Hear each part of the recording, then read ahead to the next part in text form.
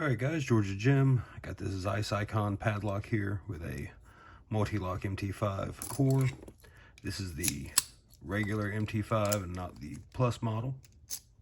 The MT5 Plus would have sliders going down this, a slider track going down the side of the key. But we have a 6-pin and pin with a interactive element in the back. Alright, so to get this picked, make sure this is in focus.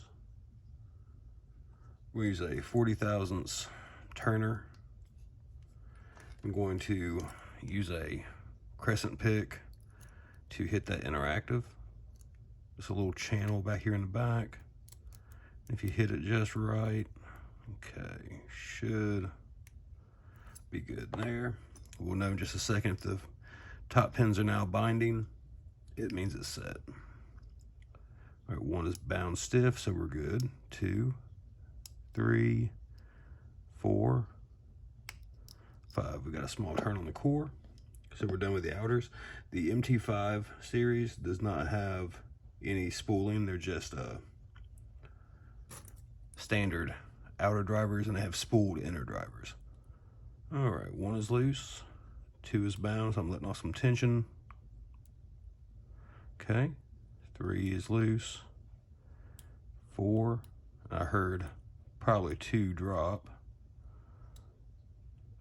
So I'm on the inner pin on 5. The inner pins on these, or the entire pin actually, on the MT5 series are smaller than what you'd find on a normal Mul-T-Lock. Okay. 1, 2, 3, 4, 5. We got 5, 4, 3, 1. Got a click. I'm not sure if 1 is actually set. 2, 3, 4 feels good. 5 is bound. Letting off a little tension while I try to get that turned. Allowing the pin to counter rotate a little bit. Okay, we got 1 pin left, and it's 1, or I thought 1, 2, 3, 4. Let's go back and check 5 again.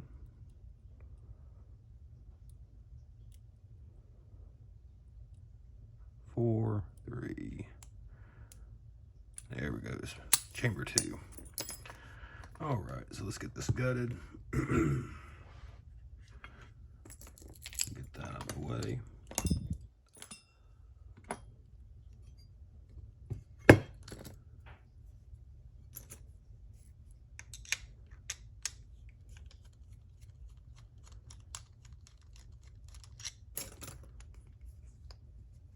A couple more turns. All right.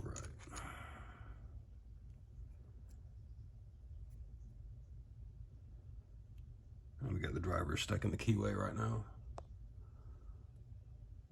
So I'm just gonna put the back of a pick in there and allow it to turn.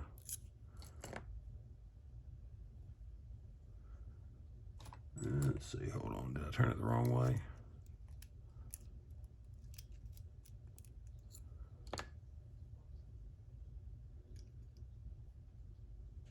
Let me just grab a flatter hook. There we go. Now we're locked back up. All right. See, we got a C-clip we need to get rid of.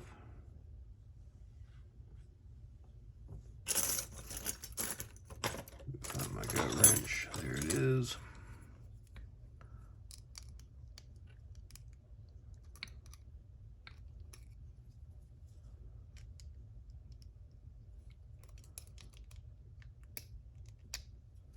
Of course, you're going to be difficult. There we go. All right.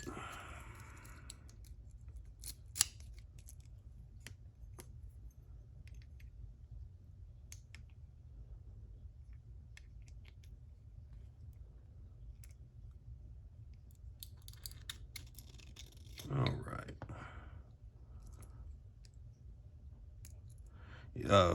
When you have an interactive element, oops, it's a good idea to push down on that pin. Like if it was a Mul-T-Lock interactive, you'd push down on number 2. In this case, we're doing it on chamber 6. And the reason for that is that element is trying to push up, so it's actually getting stuck inside the keyway. And I cannot do that with my hand.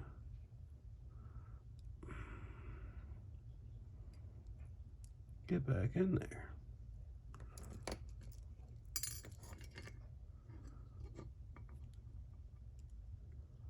For whatever reason, I'm just awful with that. There we go. So I'll push down on it now, and then I can withdraw the key. You do not want to pull the key out like that, because you can break the interactive element on your key. You want to make sure you push down on it so you don't break the interactive element. 3, 4, 5, and 6. All right.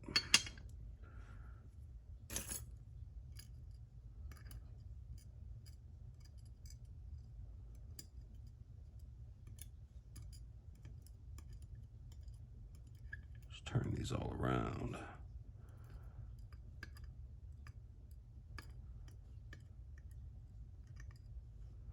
All right, now we'll gut it, or the Bible anyway.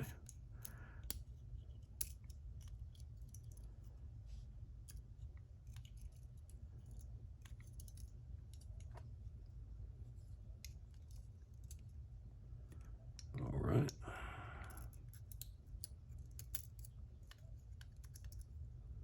Two, 3.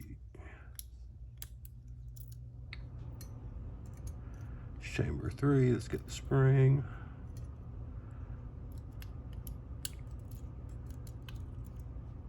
4. And 5.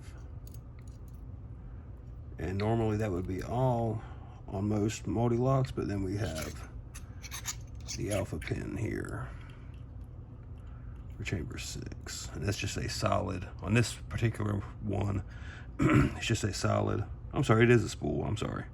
We have a spool. The older ones had a standard driver on the MT5 and MT5 Plus. All right, so that was all out of focus. So we'll zoom that in, let you guys see. For the drivers, the inner pin is sprung. And I'll get that a little closer. There we go, we can see that spooling. There you go. And that can actually catch inside the key pins, and you will get a little bit of counter rotation when you're picking. So that's the Mul-T-Lock MT5. Thanks for watching.